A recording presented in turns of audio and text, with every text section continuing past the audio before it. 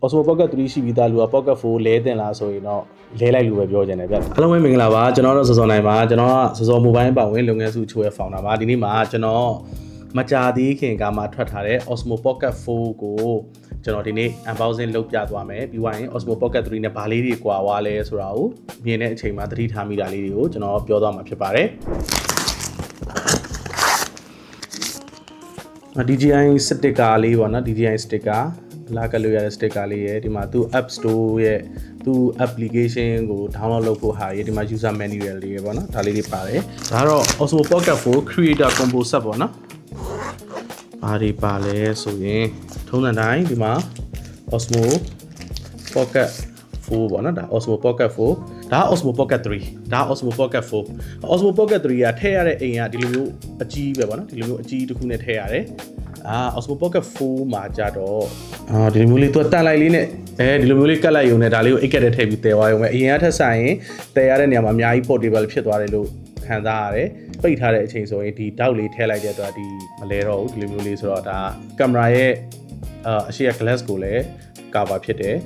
ဒါလေးကတော့ကျွန်တော်တို့သဘောကျတယ်ပေါ့နော် Okay ဒါတော့ဒီ Osmo Pocket 4ဒီဟာလေးရဲ့ဒီသူ့ကိုထိန်းတဲ့ဟာလေးရဲ့ပါမယ်ဒါက mic shield ပေါ့နော် mic shield mic ရဲ့အပေါ်မှာတက်တဲ့ဟာပေါ့နော်အဖြူလေးတစ်ခုပါမယ်အမဲလေးတစ်ခုပါမယ်ပြီးသွားပြီဆိုရင်သူ့မှာပါလာတဲ့လုံးဝထူးခြားတဲ့ဟာပေါ့နော် Osmo Pocket 3မှာတော့မပါခဲ့တဲ့ဟာသူကဒီလိုမျိုး light တင်နေတဲ့အချိန်ကျရင်ကိုယ့်ကိုအလင်းပြန်ပေးဖို့အတွက်ဒီမှာ light လေးပါတယ်ပေါ့နော်ဒါလေးကိုဖွင့်လိုက်ပါမယ်ဒီမှာဒီလိုမျိုးလေးလင်းသွားတာပေါ့နော်ဒါကိုကိုယ့်ဘက်ကိုလှည့်ထားတယ်ဆိုရင်ဒီလိုမျိုးလေးဖြစ်မှာပေါ့နော်အဲ့လိုမျိုးဆိုတော့ဟိုအမောင်ထဲမှာ block ရိုက်ချင်တာဘာညာအတွက်ကဒီ lighting လေးနဲ့တော်တော်အဆင်ပြေသွားမဲ့သဘောရှိတယ်အဲ့တော့သူ့မှာပါလာတာက mic 3ပါလာတာပေါ့နော် mic 3ပါလာတာဖြစ်တဲ့အတွက်အတန် quality ကတော့အလွန်အကျွံကြီးကောင်းသွားနိုင်တယ်ပေါ့နော်ဒီမှာ mic 3လေးပါပါတယ်ဒါတွေကတော့သူ့အတွက် shield လေးပေါ့နော်ဒီထိပ်မှာဒီလိုလေးတက်ရတဲ့ဟာလေးတွေပါလေတိုးတန်တွေပါတယ်မပါခြင်းဒါလေးတက်လိုက်လို့ရတယ် okay ဟုတ်ပြီဒီမှာထုံးတဲ့တိုင်းအောက်မှာ tripod DJI tripod လေးပါမယ် tripod လေးပါမယ်ဒါလေးကကြတော့ဘာလေးလဲဆိုတော့အခုန mic ကိုလေတက်ဖို့တော့ magnet နဲ့ဒီလိုမျိုးလေးတက်ချင်လဲရတယ်တန်လိုက်တုံးနဲ့အရင်လိုမျိုးလုပ်ချင်တယ်ဆိုလဲဒီမှာတန်လိုက်တုံးလေးတစ်ထုံးပါတယ်ဒါလေးနဲ့ဒီလိုကပ်ပါနော်ဟုတ်ပြီပြောင်းနိုင်ကြီးကတော့အရင်များတယ်အရင် mic 2တော့ကကြတော့ type C port ပါတယ်အတွက်ဒါလိုက်အားသွင်းလို့ရတယ်ဒီကောင်ကတော့ဒါလိုက်အားသွင်းလို့မရဘူး dock လေးနဲ့အားသွင်းရမယ်ထင်တယ်ဒါကတော့လက်မှာချိတ်ပြီးဘာညာဆွဲဖို့အတွက်ကျိုးလေးပါမယ်ဒါ Creator Combo Set မှာပဲပါမှာပေါ့နော်ဒါလေးဒီဥစ္စာလေးပါမယ်ပြီးသွားပြီဆိုရင် charging cable ပါမယ်ပြီးသွားပြီဆိုရင်အခုဒီမှာအခုန mic လေးကိုအားသွင်းဖို့ဒါလေးနဲ့အားသွင်းရမှာပေါ့နော်ဒါလေးနဲ့အားသွင်းရမယ်ဒီလိုလေးအားသွင်းရမယ်သဘောဖြစ်သွားတာပေါ့နော်အရင်လိုဒါလည်း type C နဲ့သွင်းလို့မရတော့ဘူးဒါလေးကတော့တိတ်မမိုက်ဘူးတို့ပေမဲ့မိုက်ကတစ်ခေါက်အားသွင်းထားရင်နိုင်20လောက်သုံးလို့ရမယ်ထင်တာတော့တောင်းတုံလူအတွက်ကတော့ဟိုအကြာကြီးသုံးလို့ရမှာပါအကြာကြီးသုံးလို့ရမှာဆိုတော့အဲ့တော့အဆင်ပြေမယ်ဒါကတော့အောက်လေးမှာဒီလိုလေးပြန်တက်တဲ့ဟာပေါ့နော်ဒီလိုတက်လိုက်ပြီဆိုရင်သူကအချို့ကန်ရတဲ့နေရာမှာလည်းပို့ပြီးတော့မှစီစီပုံမှန်ဖြစ်သွားတယ်အချို့တွေကဒီသေးသေးလေးပဲကန်ရတာမကြိုက်တော့ဒီလိုမျိုးလေးတက်ပြီးကန်နေအဲ့တော့ဒီကောင်းကိုတက်လိုက်ပြီဆိုရင်ဒီအောက်မှာကျွန်တော်တို့အပေါက်လေးရှိသွားပြီဖြစ်တဲ့အတွက်ကျွန်တော် tripod ဒီလို tripod အသေးပဲဖြစ် tripod အကြီးပဲဖြစ်အခြား stick တစ်ခုခုနဲ့ပဲဖြစ် join နေတာမျိုးဆိုရင်ဒီအောက်ကနေ join လို့ရတယ်အားသွင်းနေတယ်ဆိုရင်အနောက်ကနေအားသွင်းလို့ရတယ်ပေါ့နော် ultra wide lens လည်းပါမယ်ပေါ့နော်ဒီ Creator Combo Set မှာ ultra wide lens လည်းပါမယ်ဒီလိုတက်လိုက်လို့ရတယ် ultra wide ဖြစ်သွားလိမ့်မယ်အနီးကပ်ရိုက်ချက်တွေမျက်နှာကိုဒီလို selfie ကို stick ကင်ပြီးရိုက်တဲ့အခြေအနေမျိုးတွေပါတယ်မှာဆိုရင်ultra wide lens လေးပါတယ်ဆိုရင်ပိုအဆင်ပြေတယ်ပြီးသွားပြီဆိုရင်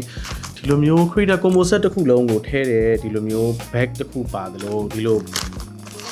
အဲ့အသေးလေးလည်းတစ်လုံးပါတယ်သူကတော့ stick တစ်ခုထည့်မယ်ပြီးသွားပြီဆိုရင်သူ့မှာပါတဲ့ mic လေးတွေဘာလေးတွေညာလေးတွေနည်းနည်းပွားပဲထည့်မယ်ဒီ light လေးထည့် mic လေးထည့်ဘာလေးထည့်ဆိုရင်တော့သူကအဲ့လိုမျိုးတည်သွားဖို့အတွက်အိတ်သေးသေးလေးတစ်လုံးထပ်ပါတယ်ပေါ့ Osmo Pocket 3နဲ့ဘာကွာလဲဆိုရင် Osmo Pocket 3ရဲ့ဒီအနောက် grip ကခက်စိတ်စိတ်လေးဒီ Osmo Pocket 4ကကြတော့ grip ကခက်ကျဲကျဲလေးပေါ့နော်ခက်ကျဲကျဲလေးဖြစ်တယ်ပို့ပြီးတော့မှကင်လို့ကောင်းပါတယ်နောက်တစ်ခုထင်သာမြင်သာရှိတာတော့ကျွန်တော်တို့ Osmo Pocket 3တော့ကင်မရာ slot ကဒီလိုမျိုးအပွင့်ကြီးပေါ့နော် cover မရှိဘူး Osmo Pocket 4မှာတော့ဒီလိုမျိုးလေးအကာပါလာတယ်နောက်တစ်ခုကကြတော့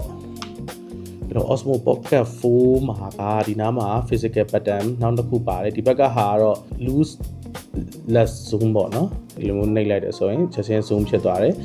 လုံးဝ resolution လည်းမကျသွားဘူးပေါ့နော်အဲ့လိုမျိုးလေးဒီဘက်က pattern ကတော့ကိုအသုံးများဆုံး setting တစ်ခုခုကို customize ထားလို့ရအောင်သူတို့လုပ်ပေးထားတာပေါ့နော်ဒီဘက်ကတော့ဒါ Osmo Pocket 4ဒီဘက်က Osmo Pocket 3ပါဒါကတော့မြင်တဲ့ပုံစံလေးပေါ့နော် Osmo Pocket 3နဲ့ Pocket 4ဆိုလဲဒီလိုမျိုးရှင်းကြည့်လိုက်ရင် Osmo Pocket 4ကနည်းနည်းလေးရှည်တယ်နည်းနည်းလေးလည်းပိုလေးတယ်ဒါပေမဲ့လေးတာနဲ့တန်အောင်သူက battery က4နာရီဇက်တိုက်ရိုက်လို့ရသွားနိုင်မယ် battery ပိုခံသွားတယ်အဲ့ဒါလေးမိုက်တယ်ပြီးတော့ Osmo Pocket 3နဲ့ရှင်းနေဆိုရင်သူက14 stop ဖြစ်သွားတဲ့အတွက်ကျွန်တော်အလင်းလက်ခံနိုင်ဆိုတာအများကြီးပိုမြင့်သွားတယ်အလင်းအားနည်းတဲ့အခြေအနေတွေအလင်းအရန်ပြင်းပြီးတော့မှ exposure မညီတဲ့အခြေအနေမျိုးတွေမှာဆိုရင်လည်းဒီကောင်ကပို့ပြီးတော့မှ color အမှန်တွေထွက်ပေးနိုင်တယ်နေပူထဲမှာရိုက်တယ်ဆိုရင်လူမျက်နှာရောတိမ်ရဲ့အယောင်တွေရောနှစ်ခုလုံးပါတာမျိုးက Osmo Pocket 4မှာအများကြီးပိုကောင်းလာနိုင်တယ်ပေါ့နော်နောက်တစ်ခုကသူအရန်ထူးခြားသွားတာကသူ့ဘာက 4K ကို240 frame per second နဲ့ရိုက်လို့ရပါတယ်လုံးဝ slow motion ရိုက်ချက်တွေကိုအမှန်ကန်ရိုက်လို့ရပါလိမ့်မယ်အရန်ကောင်းတယ်ကျွန်တော် YouTube မှာအချို့ test လုပ်ထားတဲ့ video တွေကြည့်တာဆိုရင်အရန်ကိုကောင်းတဲ့ quality ရှိတဲ့ slow motion video တွေရတာကိုတွေ့တယ် Osmo Pocket 3ရှိပြီးသားလူက Pocket 4လဲတင်လားဆိုရင်တော့လဲလိုက်လို့ပဲပြောချင်တယ်ဗျလဲလိုက်လို့ပဲပြောချင်တယ်ဆိုတာဘာလို့လဲဆိုတော့နှစ်တွေအကြာကြီးနေပြီးတော့မှ upgrade လုပ်လာတာ 1inch sensor ချင်းတူပေမဲ့အများကြီးတိုးတက်လာတယ်ပို့ပြီးတော့မှ detail လေးကောင်းလာတယ်လို့သိရတယ် YouTube မှာစမ်းပြထားတဲ့ဟာတွေကျွန်တော်ကြည့်ထားတဲ့အနေထားရတကယ်လဲတော်တော်ကြီးကိုကောင်းလာတယ်ပြီးတော့ battery life တွေတိုးတက်လာတယ်240 frame per second ရိုက်လို့ရလာတယ်14 stop ဖြစ်သွားတဲ့အတွက်အလင်းတွေပို့ပြီးတော့မှအများကြီးကိုဖမ်းယူနိုင်တယ် low light မှာတီးတီးတတာကြီးကိုကောင်းသွားလိမ့်မယ်Pocket 3ထက်နှစ်ဆလောက်ကိုပို့ပြီးကောင်းသွားနိုင်တယ်အဲ့တော့ဗီဒီယိုလေးကတော့ဒီလောက်ပါပဲဒါကကြိုတင်ပြင်ဆင်ပြီးရိုက်တဲ့ဗီဒီယိုမဟုတ်ဘဲနဲ့ delivery ကလာပြီးတော့မှပို့တာနဲ့ချင်းထုတ်ပြီးတော့မှရိုက်လိုက်တဲ့ဗီဒီယိုဖြစ်တဲ့အတွက် script ကအရှိအနောက်ကြောင်တောင်တွေဖြစ်နေတာစကားပြောတာနားထောင်လို့မကောင်းတာမျိုးဖြစ်ရင်အားလုံးတောင်းပန်ပါတယ်အဲ့တော့ဒါကတော့ကျွန်တော် unboxing လုပ်တာလေးကိုတကယ်ချင်းနေနဲ့ဝေမျှတာပါအားလုံးပဲနေကောင်းကြမှာရှိလိမ့်မယ်လို့မျှော်လင့်ပါတယ်ကျွန်တော်တို့စောစောနိုင်ပါစောစော mobile ဖုန်းတာပါနောက်ဗီဒီယိုမှာပြန်တွေ့မယ်